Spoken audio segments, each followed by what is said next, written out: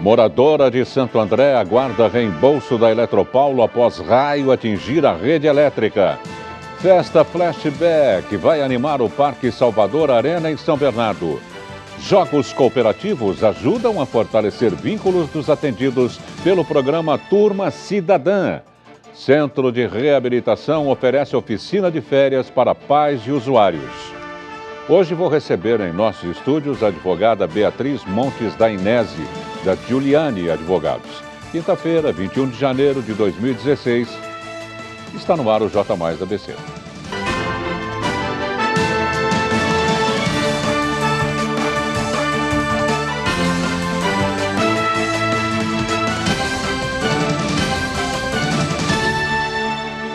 Boa noite. Uma moradora de Santo André está enfrentando sérios problemas com a Eletropaulo. Veja a reportagem de André Gianocari. A dona de casa, Heloísa de Almeida, está vivendo um pesadelo com a Eletropaulo. Há 2 meses, um raio atingiu o bairro onde ela mora com a família, a Vila Aquilino, em Santo André. A força da descarga elétrica danificou vários equipamentos da casa dela, o que gerou um prejuízo de aproximadamente R$6 mil. Quando procurou a concessionária de luz, Heloísa teve uma surpresa. A empresa só se propôs a arcar com as despesas da geladeira, que inclusive já foi descartada. Pois eu fui ligar, depois de 1 hora que passou tudo, que eu fui ligar a televisão, ela não estava mais funcionando. A minha televisão parou. Aí minha filha foi ligar o videogame dela também, parou de funcionar. O meu filho foi à noite testar, foi mexendo na internet, o roteador queimado. A câmera também queimou. Minha geladeira, depois de 2 dias que ela começou a descongelar, eu vi que também estava queimada. Então, liguei para a Eletropaulo, eles atenderam, mandaram o técnico veio até aqui, confirmou que realmente estava ligando na tomada, ligava os LED, mas não funcionava o aparelho. Aí eu liguei novamente para a Eletropaulo, eles mandaram fazer laudos técnicos. Um só não servia, teria que ser mais de um. Aí eu estive em 2 lugares, pegamos todos os papéis que a Eletropaulo exigiu, fomos até eles, aí eles atenderam e foi negado o nosso pedido. Em resposta à nossa redação, a Eletropaulo informou que vai rever o prejuízo para com o videogame. Mas laudos como esse apontam o prejuízo quanto a outros equipamentos. Este documento é categórico em relação à TV. Conclusão técnica: dano causado por descarga elétrica. As queixas contra a Eletropaulo já cresceram 800%. Com informações da região, André Gianocari, para o J Mais ABC. O site Reclame Aqui não pertence a nenhum órgão público, mas avalia o desempenho de grande parte das empresas e classifica a AS Eletropaulo como ruim. Vamos à previsão do tempo?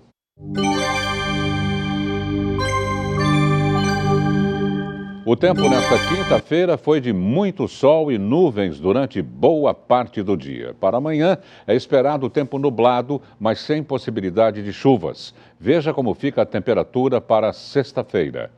Em Mauá, a mínima prevista é de 16 graus e máxima de 24. Na capital de São Paulo, a mínima será de 16 e máxima de 26 graus. Já no Guarujá, cidade litorânea, o tempo fica entre 19 de mínima e 27 de máxima. Em Piracicaba, a previsão é de 19 graus de mínima e 30 graus de máxima. Festa Flashback vai animar o domingo no Parque Salvador Arena, em São Bernardo. O local recebe a 4ª edição do Bernô Parque Fest das 13 às 19 horas. Durante todo este tempo, o público vai poder curtir sucessos que marcaram gerações. A festa faz parte da divulgação das músicas dos anos 70 até os anos 2000. O Bernô Parque Fest será o ponto de encontro para os amantes das músicas que fizeram sucesso no passado. O evento vai reunir famílias, DJs, produtores de eventos, grupos flashbacks, grupos de dança e todos aqueles que tiverem vontade de dançar uma boa música da época disco. Vamos a um breve giro do Broadcast TV do Estadão. Olá, veja agora os destaques do Broadcast Agro desta quinta-feira. Investidores estrangeiros estão ainda mais interessados pelo agronegócio no Brasil. De acordo com a Tosini Freire Advogados, os bons resultados obtidos pelo setor nos últimos anos devem atrair recursos na forma de operações de fusão ou aquisição de empresas brasileiras, sobretudo no segmento de fertilizantes. Esses investidores estão procurando assessoria de escritórios de advocacia.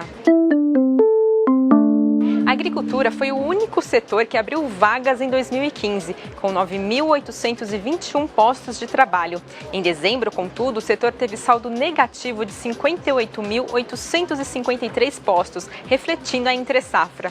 Os dados são do CAGED, divulgados hoje pelo Ministério do Trabalho e Emprego, que apontou que mais de 1,5 milhão de vagas de trabalho com carteira assinada foram fechadas no ano passado. Após a disparada do preço do milho, a Associação de Criadores de Suínos do Rio Grande do Sul afirmou que o suinocultor do estado está trabalhando com margens negativas neste mês. Segundo o presidente da associação, Valdecir Folador, o custo de produção do suíno está acima do preço pago ao produtor. Ele alertou ainda sobre uma possível escassez de milho no estado por causa do volume do grão que está sendo exportado.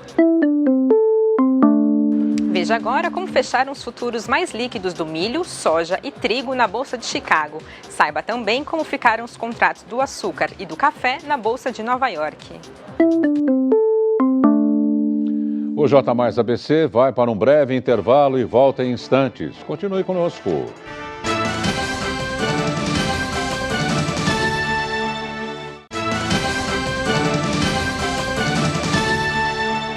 E agora, ao vivo de São Bernardo, fala o repórter Guga Mendonça, que está no Parque da Juventude, no Link Mais. É com você, Guga. Acho que nós estamos com um probleminha de áudio lá com o Guga Mendonça. Ele volta daqui a pouco para apresentar a matéria que estava pautada.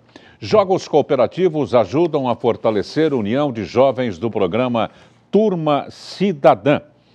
As atividades que envolvem autoconfiança incentivam o trabalho em equipe e promovem a mediação de conflitos entre as pessoas. A ação, coordenada pelo professor conhecido como Cambas, teve como objetivo principal aproximar os participantes do programa. O evento ocorreu em 2 etapas. A primeira, envolvendo raciocínio lógico para construir estruturas com materiais diferentes. Já na segunda parte, todos deviam trabalhar para montar um trampolim com uma lona. Ao vivo, direto do Parque da Juventude, vamos novamente falar com São Bernardo e o repórter Guga Mendonça no nosso Link Mais. Guga, está me ouvindo agora, Guga? Vai daí. Boa noite, Dácio. Boa noite ao assinante ligado no J+ ABC. Falamos aqui direto da pista de skate de São Bernardo do Campo. Os munícipes aí praticando o seu skate no final da tarde. Os skatistas nesse aparelho aí que é um dos melhores da América Latina. E estamos aqui com as notícias do esporte, falando de futebol. As semifinais da Copa São Paulo já estão definidas. Corinthians e Cruzeiro jogam no Itaquerão e Flamengo e Bahia na Arena Barueri. A venda de ingressos começou hoje, vai ser cobrado ingressos nessa semifinal da Copinha. Vamos falar um pouquinho dos times grandes da capital. O Corinthians teve sua primeira vitória no ano, venceu o Shakhtar Donetsk ontem na Flórida por 3-2. Marcaram para o Corinthians Danilo e o Romero, que foi destaque da partida, fazendo 2 gols. O time do Shakhtar, que tem alguns brasileiros, como o Wellington Ney, o Tyson e também o Dentinho, que é ex-Corinthians, enfrentou o Corinthians pela primeira vez, marcou os 2 gols com Tyson e Kovalenko, aí a primeira vitória no ano do time do técnico Tite. Já o Palmeiras foi enfrentar o Libertad na Copa do Uruguai e venceu por 2-0, gols de Dudu e também do Moisés, o estreante das categorias de base, foi lá e já fez o seu golzinho na estreia. O São Paulo, no amistoso que fazia parte das negociações do Lugano, enfrentou o time do Cerro Porteño, Defensores del Chaco, e ganhou por 1-0. Foi a estreia do técnico Edgar Baúza e o gol foi do Thiago Mendes. Aí os 3 paulistas mais importantes, né? Conseguindo vitórias aí na sua pré-temporada rumo a Campeonato Paulista, rumo a Libertadores. Daqui a pouco eu volto aqui direto da pista de skate de São Bernardo com mais informações do esporte. Vamos agora a mais um giro do Broadcast TV do Estadão. Olá, veja agora os destaques do Broadcast Político desta quinta-feira. A presidente Dilma Rousseff disse hoje que na atual conjuntura de crise é fundamental a ação conjunta dos diferentes entes da federação. Ela disse que todos devem se unir na mesma direção e sentido. Durante a inauguração de uma obra viária no Recife, Dilma afirmou ainda que vivemos em uma democracia, onde pessoas podem divergir, se manifestar, mas que isso não impede de ter acordo e ação conjunta em casos importantes para o país. O lobista Milton Pascovitch, um dos delatores da Operação Lava Jato, disse que pagou propinas ao ex-ministro José Dirceu, ao ex-diretor de serviços da Petrobras Renato Duque e ao ex-tesoureiro do PT João Vacari Neto. Em relação a Vacari, Pascovitch revelou que levava malas com dinheiro vivo na sede do Diretório Nacional do PT.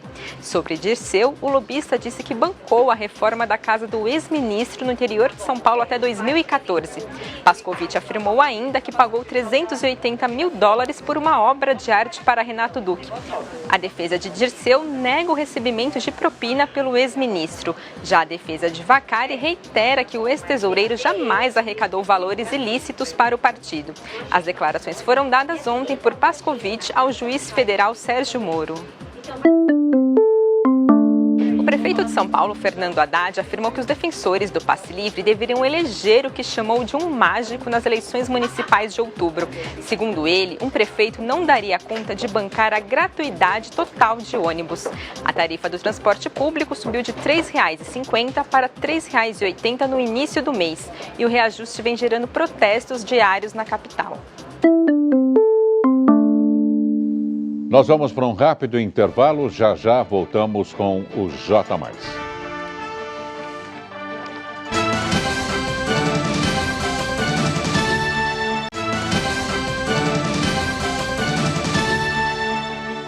Vamos a mais um giro do Broadcast TV do Estadão. Olá, veja agora as principais notícias da economia publicadas pelo Broadcast nesta quinta-feira. O Brasil fechou 1.542.000 vagas de trabalho com carteira assinada em 2015. Apenas no mês de dezembro foram fechadas 596,2 mil vagas formais de emprego. São os piores resultados para o mês e também para o ano da série histórica iniciada em 1992, segundo o Ministério do Trabalho e Previdência Social, que divulgou os dados nesta quinta-feira. O ministro Miguel Rossetto afirmou que o resultado foi pior que o esperado pelo governo. O ministro da Fazenda, Nelson Barbosa, disse hoje que o mercado pode produzir progresso e produtividade, mas também pode gerar desigualdade e volatilidade. Segundo ele, isso requer alguma ação do governo. Em participação no Fórum Econômico Mundial na Suíça, Barbosa disse ainda que a principal responsabilidade dos governos é manter a estabilidade econômica. O Comitê de Política Monetária do Banco Central decidiu manter pela quarta vez seguida a taxa básica de juros em 14,25% ao ano na primeira reunião de 2016, realizada ontem. Ao justificar sua definição, a autoridade monetária destacou a elevação das incertezas domésticas e principalmente externas. A decisão do Banco Central foi inesperada. Até o início desta semana, a expectativa do mercado financeiro era de elevação da Selic. Veja agora como fechou o Ibovespa no pregão desta quinta-feira. Saiba também como ficou a cotação do dólar comercial. O euro encerrou em alta de 1,74%, cotado a R$ 4,53. Bem, vamos voltar ao vivo para o Parque da Juventude, lá em São Bernardo, com o repórter Guga Mendonça, no nosso Link Mais. Guga, novamente é você com mais informações.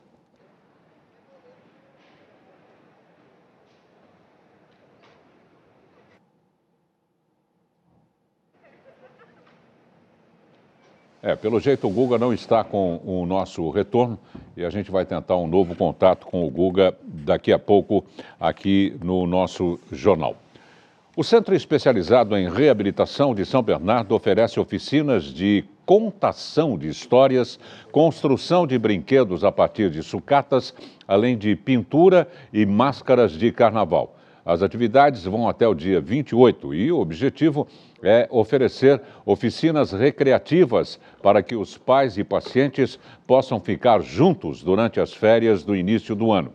O Centro Especializado em Reabilitação realiza diagnóstico, avaliação, orientação, estimulação precoce e tem também atendimento especializado em reabilitação para pessoas com deficiência física, intelectual, visual e auditiva.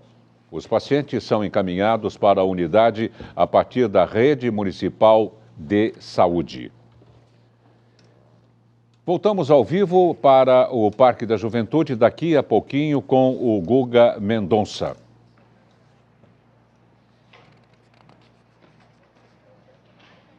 Daqui a pouco? Então tá bom. Estamos recebendo informação de que o Guga está com problemas na recepção de áudio.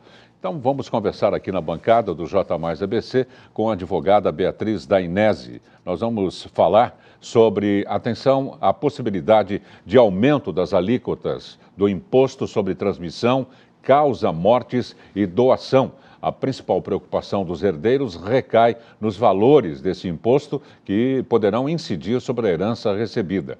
As alíquotas desse imposto variam de estado para estado de 2% a 8%. Só que no estado de São Paulo temos a alíquota de 4%. E tem um Conselho Nacional de Política Fazendária aí que quer aumentar para 20%. Quer dizer, não se pode nem morrer mais sossegado hoje em dia, tem de pensar antes e programar o falecimento. Boa noite, doutora. Boa noite, Darcy. Um prazer estar aqui novamente. Prazer é todo nosso. Exatamente isso. Hoje em dia, esse é um assunto que não é muito comentado pelas famílias, porque ele exige que as famílias comentem sobre o evento morte. Então, muitas vezes, não é um assunto muito desejado de se comentar. Mas, hoje em dia, por conta desse aumento das alíquotas que podem ocorrer, é muito importante que as pessoas comecem a se precaver e antecipar esses eventos que podem abarcar os herdeiros, e isso se dá com o planejamento sucessório. Então, mas, por exemplo, a sugestão que eu tenho aqui é de doação antecipada com reserva de usufruto vitalício, né? Mas essa doação antecipada também ela incide sobre o imposto, né? Isso, incide. As doações até um certo limite, que variam de 50 a 55 mil reais, não tem a incidência do ITCMD. A partir desse montante, aí sim nós temos a sua incidência. O que hoje se aconselha é que quem tem essa previsão de doação, que faça neste momento, porque aí ela vai ter uma alíquota que está variando entre 2% e 8%, sendo que no estado de São Paulo, como você mesmo já disse, são os 4%. Porque se ela fizer isso posteriormente, depois que a legislação realmente já for alterada e vir uma alíquota de 20%, aí sim ela vai ser muito onerada. É uma diferença de quase 3 vezes o valor que ela poderia estar pagando hoje se ela se antecipar, se ela planejar, e aí os herdeiros já ficarem mais tranquilos se algum evento ocorrer no futuro. E tem-se uma ideia, doutora, de quanto tempo vai demorar? Porque é praticamente certa essa aprovação dos 20%. Quando é para aprovar um aumento do imposto, a gente pode contar já como líquido e certo. Existe um período que os senhores sabem que a pessoa pode programar? Infelizmente ainda não. Infelizmente a gente não tem essa previsão do quando essa alíquota vai ser majorada. A Confas, ela já emitiu um parecer e já encaminhou uma minuta para o Senado para que tenha essa aprovação da majoração da alíquota. Mas por enquanto isso não tem ainda uma data certa, nem para exame, nem para análise, nem para aprovação. Por isso que a gente aconselha que quem tem a intenção de fazer este planejamento, essa doação, que faça agora, ou que comece a ser feito agora. Porque a partir do momento que a alíquota for majorada, aqueles eventos que ocorrerem na data em que essa alíquota já estiver em 20%, não poderão se beneficiar de um imposto menor. Então, vão ter que recolher esses 20%. Essa antecipação, esse planejamento, pode acontecer de várias maneiras. Pode ser por meio da doação, com a cláusula de usufruto, que garante que a pessoa que está ali no imóvel e que é a pessoa que vai doar este imóvel, ainda se mantenha na administração e só a propriedade vai para os herdeiros. Então, esses herdeiros não poderão fazer nada até que essa pessoa não faleça, porque ela que se mantém na administração, ela que tem o poder de gerir esse patrimônio. ou, se não, ela pode ser feita por meio de empresas patrimoniais. Esse é até um assunto que nós vamos trazer na próxima semana, com mais detalhes. Saída. Exatamente, é uma grande saída, principalmente para aquelas pessoas que têm grandes patrimônios.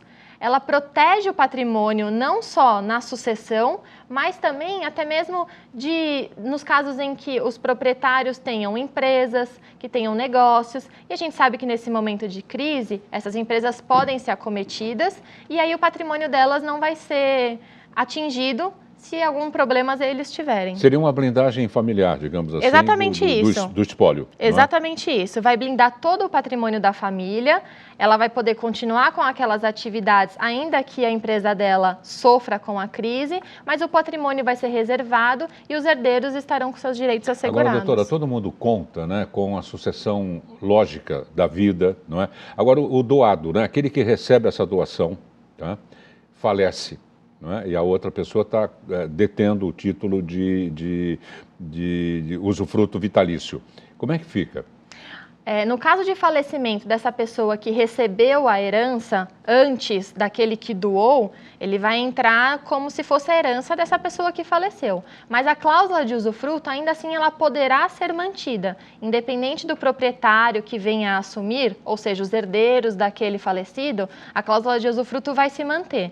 Então, a pessoa que primeiramente doou pode ficar tranquila que ainda assim ela permanece na administração do imóvel até que essa cláusula de usufruto seja ou extinta por livre e espontânea vontade das partes ou pelo falecimento daquele que tem o benefício do usufruto. Mas quais seriam as partes? Uma é a pessoa que está com o vitalício, a outra faleceu. O que faleceu vai passar esse imóvel para os seus herdeiros. Caso os herdeiros tenha, naturais são os filhos ou os pais. Ou os pais. Em caso de separação, a pessoa que tentou preservar, digamos assim, para o filho ou para a filha, vai acabar chegando nas mãos daquela pessoa que ela não gostaria que chegasse. Não, existem possibilidades da gente colocar algumas cláusulas que têm essa proteção. São as cláusulas que a gente chama de inalienabilidade, impenhorabilidade e incomunicabilidade. Esta cláusula de incomunicabilidade impede exatamente essa situação que você colocou, de talvez numa separação esse imóvel chegar nas mãos de uma pessoa que não era querida por aquele doador. É verdade, exatamente. Interessante. Então essas cláusulas também trazem essa proteção para o doador do imóvel. Quer dizer que no próximo programa, no próximo encontro, a doutora vai falar sobre a blindagem familiar, que é a segunda grande opção no caso de preservar o espólio. Isso, exatamente isso. Nós dividimos em duas partes para que não fossem tantas informações assim para os telespectadores e no próximo programa a gente traz especificadamente o tema da proteção patrimonial por meio das empresas patrimoniais, que são as chamadas holdings familiares. Perfeito. Obrigado, viu, pela presença. Obrigado, Darcy. Até a próxima semana. Até. Boa noite. E o J Mais ABC desta quinta-feira termina aqui. Outra exibição do nosso telejornal você confere à 00:30. No decorrer de nossa programação, você vai assistir os boletins TV Mais News e do Broadcast TV do Estadão. Nós voltamos, aliás, o jornal volta amanhã às 7 da noite. Uma boa noite. Bom descanso.